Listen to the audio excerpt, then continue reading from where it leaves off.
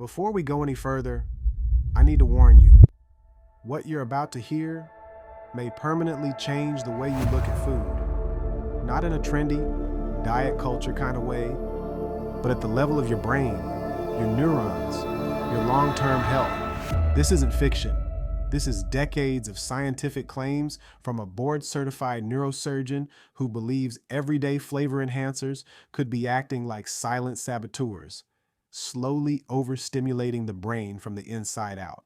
Today, I'm breaking down one of the most controversial nutrition books ever written, Excitotoxins, The Taste That Kills.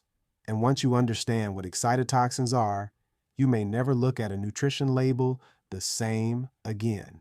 Today, I'm exploring something genuinely alarming, the idea that some of the most common chemicals added to our foods, additives meant to enhance flavor, might actually function as neurological poisons.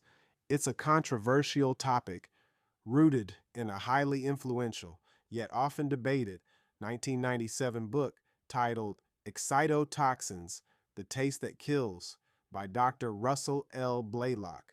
Dr. Blaylock is a board-certified neurosurgeon, so his concerns stem from direct clinical understanding of how the brain becomes damaged.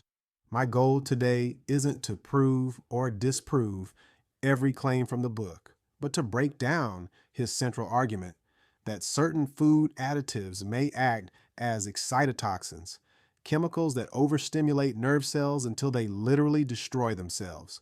Dr. Blaylock links this mechanism to neurodegenerative diseases like Alzheimer's, ALS, and Parkinson's, suggesting that repeated exposure over time may contribute to or accelerate these conditions. In the modern food supply, he focuses on two major additives that are almost unavoidable. 1. Monosodium glutamate, MSG. 2. Aspartame, widely known as NutraSweet. He highlights that aspartame is composed of roughly 40% aspartate, which he considers a potent excitotoxin similar to glutamate itself. So what exactly is an excitotoxin? How does a chemical excite a brain cell to death? Glutamate and aspartate are natural neurotransmitters. The brain uses them for communication. The problem is concentration. When too much accumulates around neurons, the cells become wildly overstimulated. They begin firing uncontrollably, burning through energy, and eventually reach complete metabolic exhaustion before dying.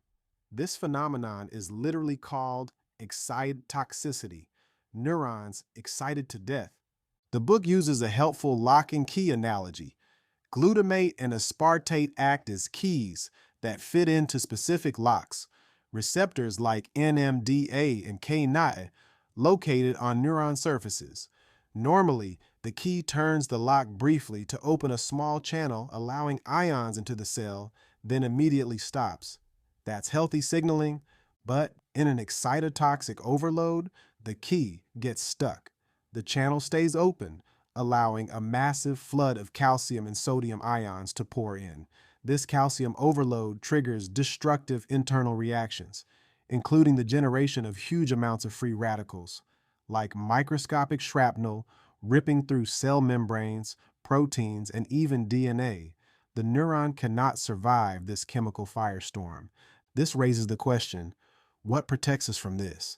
We often hear about the blood-brain barrier, BBB, but Blaylock argues that this defense is far from perfect.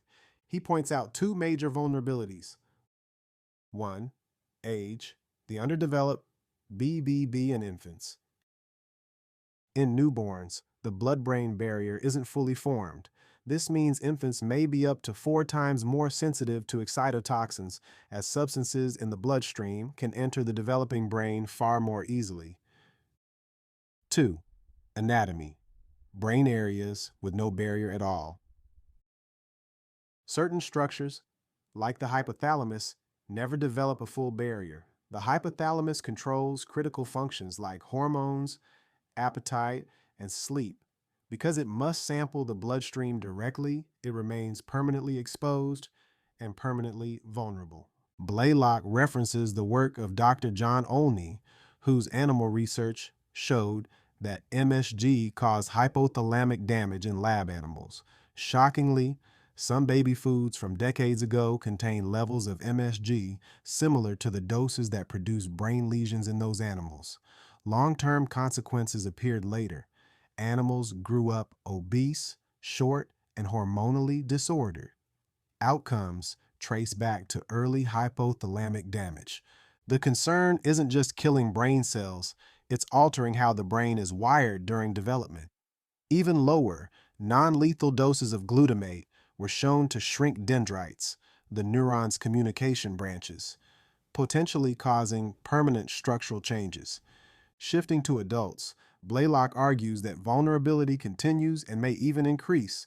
Conditions that reduce the brain's energy supply create what he calls a perfect storm. The brain has cleanup pumps that remove excess glutamate, but these pumps require enormous energy in the form of ATP. When energy drops, due to low blood sugar, stroke, mitochondrial issues, or genetic factors, the pumps fail. Glutamate accumulates and approaches toxic levels. This is alarming because the cell death pattern caused by oxygen deprivation, like in strokes, closely resembles the pattern caused by excitotoxicity. The same groups of neurons, those rich in glutamate receptors, are selectively destroyed. Many patients with Alzheimer's or Parkinson's show mitochondrial defects, meaning their brain cells are already running on low energy. Add excitotoxin exposure, and you have what Blaylock calls a risk multiplier. Not necessarily the cause, but gasoline poured onto a smoldering fire. Even in healthy adults, the blood-brain barrier can weaken. Strokes, hypertension, aging, all can create seepage points. A powerful real-world example is the domoic acid poisoning incident in Canada in 1987, where contaminated mussels caused severe memory loss. Older individuals sustained the worst damage, suggesting their BBBs were more permeable. Given these vulnerabilities, exposure becomes a critical issue, and these additives are nearly unavoidable. MSG, hydrolyzed vegetable, protein, natural flavorings, often a disguise for glutamate, and more appear across processed foods. Some research cited in the book claims that humans experience higher and longer-lasting spikes in blood glutamate after consuming MSG than any animal species tested. Blaylock is extremely skeptical of official safety research, arguing that industry-funded studies are often structured in ways unlikely to show harm. For example, using fully mature animals or administering the additives in unrealistic ways that reduce absorption. So what can someone do if they accept the risk? Blaylock offers several nutritional countermeasures. Magnesium. Magnesium acts like a literal plug for the NMDA calcium channel. With adequate magnesium, the channel cannot fully open, even if glutamate is overloaded. This may reduce vulnerability. Antioxidants. Because excitotoxicity generates a storm of free radicals, antioxidants like vitamins C and E, zinc, and selenium may help neutralize oxidative damage. Omega-3 fatty acids. Omega-3s may reduce inflammation triggered by calcium overload, limiting secondary damage after excitotoxic stress. Overall, this book talk presents a stark warning based on Blaylock's interpretation of decades-old research. Whether or not these additives cause neurodegenerative diseases outright, the evidence suggests they can aggravate, accelerate, or amplify these diseases, especially in individuals with leaky BBBs, mitochondrial dysfunction, or low cellular energy. The takeaway is caution. The book essentially argues that chronic exposure to certain food additives may be an overlooked hazard, particularly for pregnant individuals, children, or those with familial neurological risks. In the end, we must ask a provocative question. Knowing how delicate the brain is and knowing these substances are potent chemical stimulants, is it wise to add them to nearly everything we eat for the sake of flavor enhancement? And what does that mean for the phrase safe to eat? This entire breakdown was a simplified summary of the book Excitotoxins, The Taste That Kills by Dr. Russell L. Blaylock. If this topic opened your eyes even a little, I highly recommend reading the full book for yourself. It goes much deeper into the science, the research, and the real-world implications of the additives we eat every day.